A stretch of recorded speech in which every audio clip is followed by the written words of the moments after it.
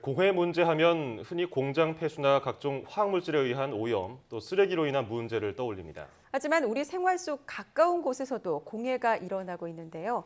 빛공해와 소음공해, 악취 등 우리 몸으로 느껴지는 감각에 대한 공해, 즉 감각공해가 바로 그것입니다. 네, 오늘 사이언스 매거진에서는 감각공해의 영향과 이를 막기 위해서 어떤 정책이 있는지 이화여자대학교 환경공학과 박석순 교수와 함께 이야기해 보겠습니다. 어서 오십시오. 안녕하세요. 안녕하세요. 예, 예. 예, 자, 우리가 앞서 제가 말씀드린 것처럼 환경공해, 예, 이게 오염물질이 많이 발생하면서 예. 하는 환경공해를 생각했었는데 예. 감각공해는 뭡니까?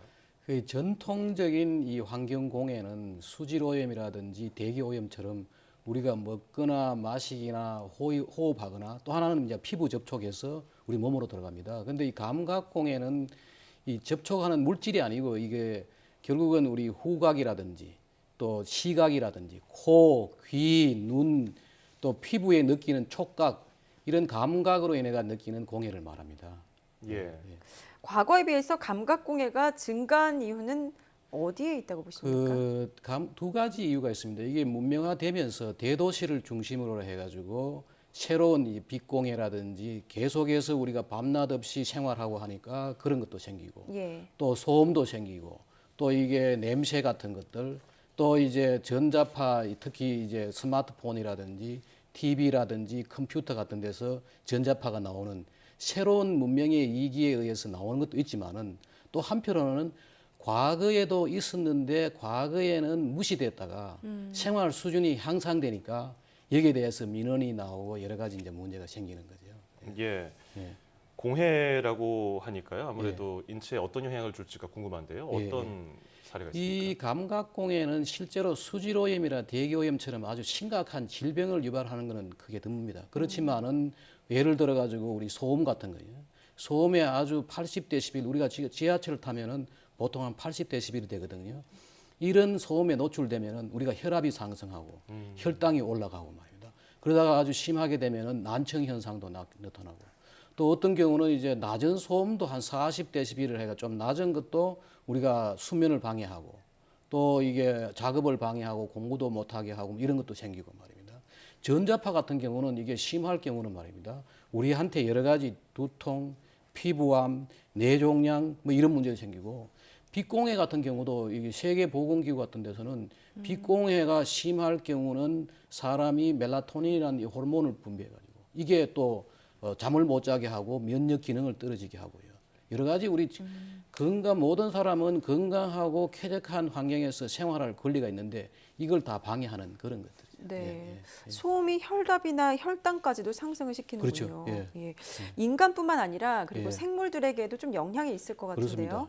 그렇습니다. 야생에서도 보면은 고속도로가 나면은 소음이 생기잖아요. 예. 그 소음이 생기면은 야생 동물들이 이동하고 서식하고 거기에 번식하는데 방해가 되고 특히 이 새들은 이게 부화율, 산란율이 떨어진다고 보고가 되고 있죠. 예. 예. 매미도 굉장히 시끄럽게 울잖아요. 얘가 예. 밤인지 낮인지 구분을 못 해가지고. 예, 그게 이제 빛공해 때문에 그렇습니다. 아하. 밤에도 도시에서 이제 빛이 있으니까 밤낮을 구분 못하고 살다 보니까 밤에 이제 그게 결국은 인간에게 소음 공해로 나타나는 거죠. 그런 일들입니다. 이게 환경공해라면은 그래도 눈에 보이는 게 확연하고 예, 그리고 예. 수치로 확실히 드러나는데 예. 감각공해라는 것이 예. 좀 무던한 사람들이 있고 민감한 사람들이 그쵸. 있거든요. 예. 이게 다 사람마다 다를 것 같은데 이거 다릅니다. 어떻게 기준을 세울까요? 이 감각 공해는 측정 자체는 일반 공해보다도 쉽습니다. 소음이라든지 전자파라든지 이런 것들은 빛 공해 같은 건 측정은 쉽지만은 실시간으로 될 수 있습니다. 이 에너지이기 때문에. 그런데 예. 이 느끼는 사람이 다 달라요. 아주 어린아이 같은 경우는 특히 전자파, 지금 사드 때문에 국내에 여러 가지 문제가 됐죠. 실제로 우리 컴퓨터라든지 우리 스마트폰에서 전자파가 나옵니다. 나오는데 어린 애들은 특히 이게 물의 함량이 많기 때문에 그리고 세포 번식이 많이 일어나기 때문에 아주 직접적인 피해를 주고 또 이 전자파 같은 경우는 이 사람에 민감한 사람들이 있어요. 예. 그리고 또 소음이라든지 빛공해 같은 것도 그 사람의 그때의 어떤 심신 상태 또 이분이 질환이 있느냐 없느냐 예. 예, 거기에 따라서 상당히 달라지게 나타납니다. 예.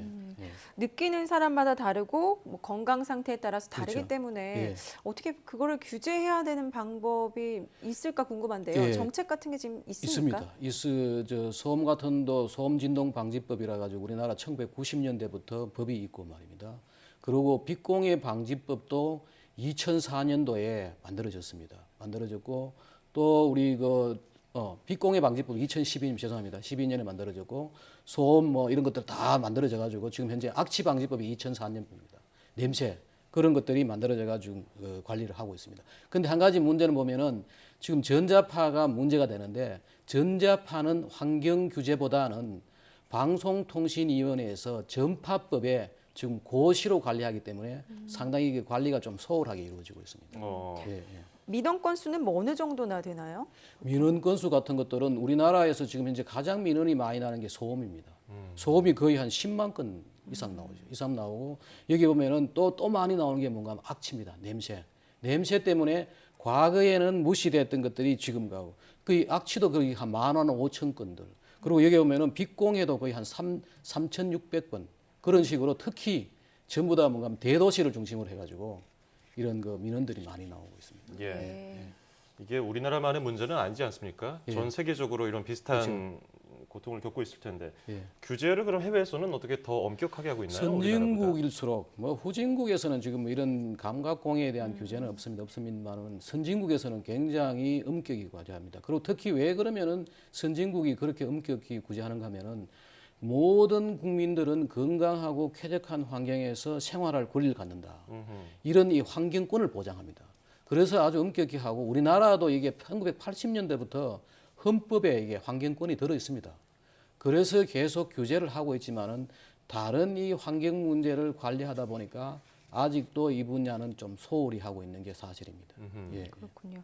아무래도 이제 인류가 발전하고 도시화되면서 감각공해는 더 커질 것 같은데요. 그렇죠. 예. 이를 좀 줄이기 위해서는 어떻게 하면 좋을까요? 가장 중요한 것은 좀 발생원을 없애야 되는 거예요. 이런 뭐 소음을 발생시키는 건지 전자파를 발생하는 발생원을 없애야 되고 또 하나는 뭔가면은 인간과 격리할 때 차단막을 만드는 거죠. 우리 방음벽을 샌다든지 또 전자파를 방해하는 것들을 한다든지 이런 식으로 차단하든지 아니면은 마지막으로 우리 할 수 있는 게 뭔가 하면 거리를 띄우는 거죠. 발생원과 사람이 사는 그 공간을 띄우고 그 가장 중요한 건 지금 법적으로 규제를 좀 강화해야 됩니다. 그리고 또 연구도 지금 현재 외국에서는 이걸 굉장히 중요한 연구를 하는데 우리는 지금 국립환경과학원의 생활환경연구과에서 이걸 다 담당을 하고 있습니다. 굉장히 사람들 살아가는 중요한데 이런 것들을 좀 더 많은 연구와 규제를 하고 대책을 세워 나가야 되죠. 예. 예, 예. 이런 법 같은 게 마련이 돼 있는데요. 예. 법에 뭐 이제 어긋나거나 할 경우에는 뭐 예. 어떻게 처벌이 되는 그 건가요? 이게 이제 또 다른 게 이 규제에 어긋나면은 다른 뭐 대기오염이라든지 수질오염 같은 것들은 처벌하는 그게 있습니다. 예. 그런데 이 감각공해의 많은 경우는 뭔가 하면은 규제에 벗어나면은 벗어날 때 그 피해를 당한 사람이 지자체에서 호소를 하면은 예. 지자체에다가 내가 이 너무 소음이 너무 심하다. 그럴 때 이제 지자체가 관리해주는 그 규제가 지금은 그 민원이 있을 때 관리해주는 이런 그걸 소위 말해가 한도 기준이라 해가지고 규제 기준이라 있고 그 환경 기준에 보면은 규제 기준은 뭔가 하면 벗어날 때 법적으로 처벌하는 건데 이 경우는 한도 기준은 뭐냐면은 이 벗어날 때 피해를 당한 사람이 호소를 할 때 거기에 대한 대책을 세워주는 게 바로 한도 기준입니다. 그렇군요. 이 많은 경우가 이 감각공해는 한도 기준으로 이 규제를 하고 있죠. 예. 뭐 감각공해에 대해서 예. 이게 아직 해외에서도 그렇게 많은 국가에서 하는 건 아니고 선진국 일부 국가에서 이렇게 예, 규제를 하고 있고 우리나라도 점점 중요성을 강화를 해야 되고요. 이런 시스템적인 부분도 보완을 많이 그렇죠. 해야 될 것 보완을 해야 같습니다. 되지. 예. 예. 오늘 감각공해에 대해서 알아봤고요. 자, 지금까지 이화여자대학교 환경공학과 석순 교수와 함께했습니다. 오늘 고맙습니다. 예, 고맙습니다. 감사합니다. 예.